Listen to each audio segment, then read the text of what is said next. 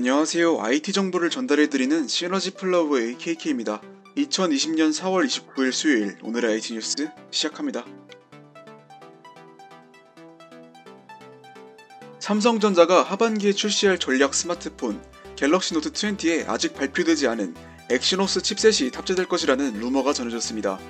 28일 삼성전자 모바일 소식을 전하는 샘모바일은 삼성전자가 엑시노스 990 칩셋에 개선 버전이 탑재된 갤럭시 노트 20를 출시할 계획이라고 보도했습니다.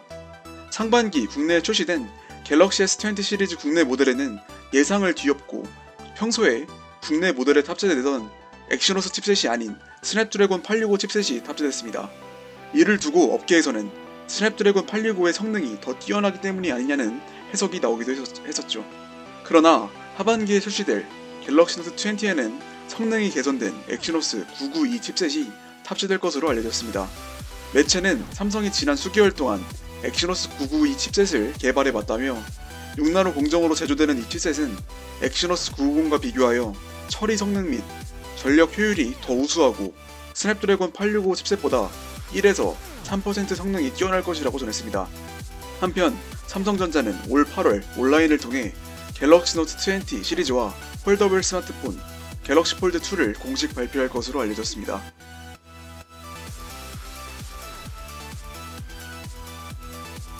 삼성전자가 하반기 전략 스마트폰을 예정대로 출시합니다.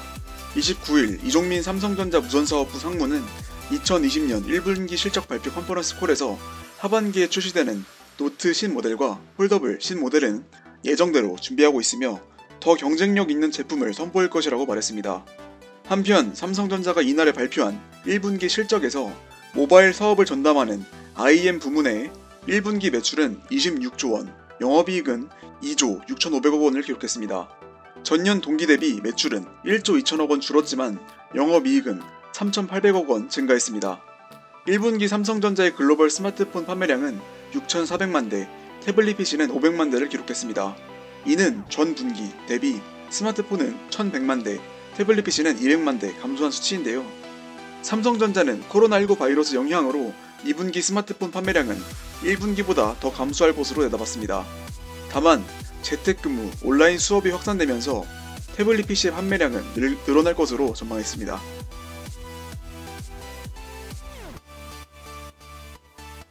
삼성전자가 중국에서 출시할 예정인 갤럭시 S20 울트라 화이트 렌더링이 온라인에 유출됐습니다. 28일 중국의 IT 전문가 아이스 유니버스는 트위터를 통해 갤럭시 S20 울트라 화이트 색상이 곧 출시된다며 렌더링을 공개했습니다. 화이트 색상은 256GB 버전으로 출시되며 색상을 제외한 디자인, 사양, 가격은 동일할 것으로 전망됩니다. 갤럭시 S20 울트라는 현재 코스믹 블랙, 코스믹 그레이 등 두 종만 고를 수 있는데요. 화이트 색상의 국내 시장 출시 여부는 아직 미정입니다.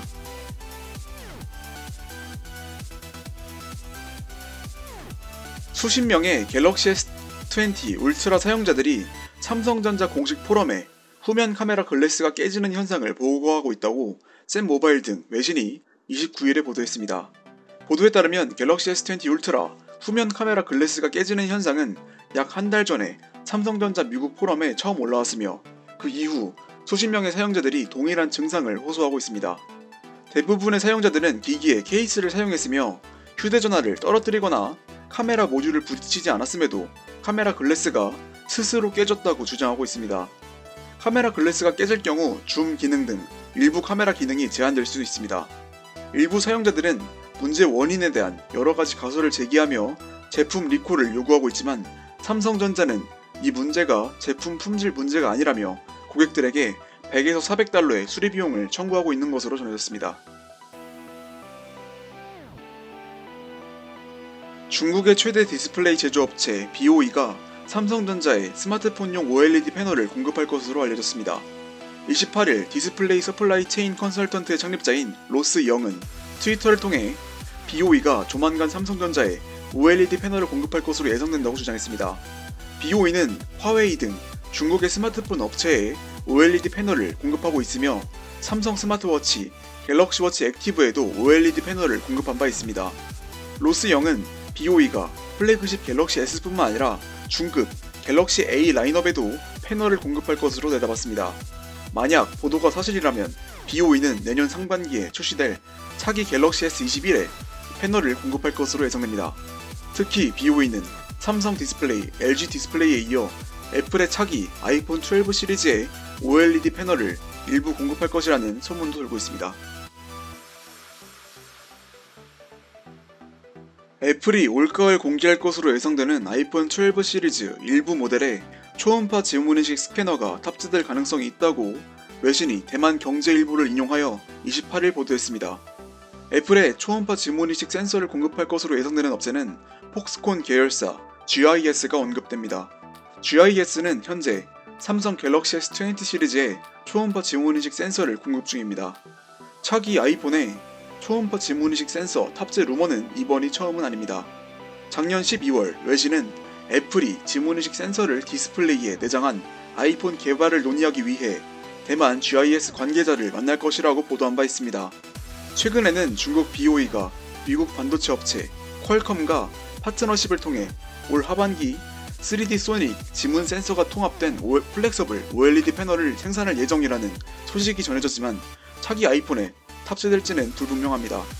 최신 보고서에 따르면 BOE는 차기 아이폰 라인업 중 가장 작은 5.4인치 모델의 OLED 패널 공급을 목표로 하고 있는 것으로 알려졌습니다.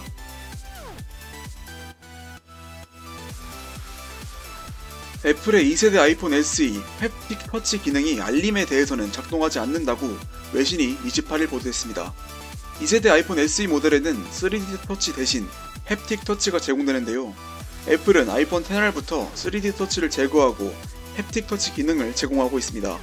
사용자는 잠금 화면 또는 알림 센터에서 알림을 길게 눌러 다양한 알림 옵션을 표시할 수 있습니다.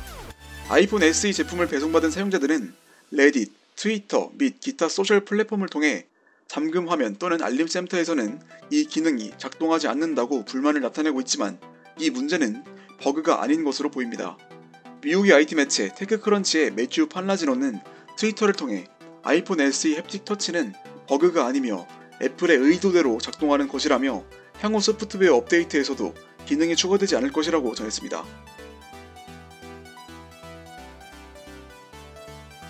샤오미가 30일 유럽 런칭 이벤트에서 홍미 노트 9과 함께 미 노트 10 라이트를 발표할 것으로 예상된다고 외신이 보도했습니다. 미 노트 10 라이트는 미 노트 10 시리즈의 변종 모델로 일부 사양을 변경하여 가격을 낮춘 모델입니다. 미 커뮤니티에 등록된 마케팅 이미지는 미 노트 10 라이트가 퍼플, 화이트, 블랙 색상으로 출시될 것임을 보여줍니다. 이전 보고서에 따르면 미 노트 10 라이트는 6.47인치 풀 HD 플러스 디스플레이와 스냅드래곤 730G 프로세서, 6GB 램, 128GB 스토리지, 30W 고속 충전을 지원하는 5260mAh 배터리를 제공합니다. 후면에는 1억 800만화소 카메라 대신 6400만화소 플러스 800만화소 플러스 500만화소 플러스 200만화소로 구성된 쿼드 카메라가 탑재될 것으로 예상됩니다. 미 노트 10 라이트의 가격 정보는 아직 알려지지 않았습니다. 2020년 4월 29일 수요일 오늘 IT 뉴스 소식은 여기까지입니다. 수요일도 이렇게 끝났네요. 즐거운 석가탄신일 보내시고 오늘도 시청해주셔서 감사합니다. 내일 뵙겠습니다.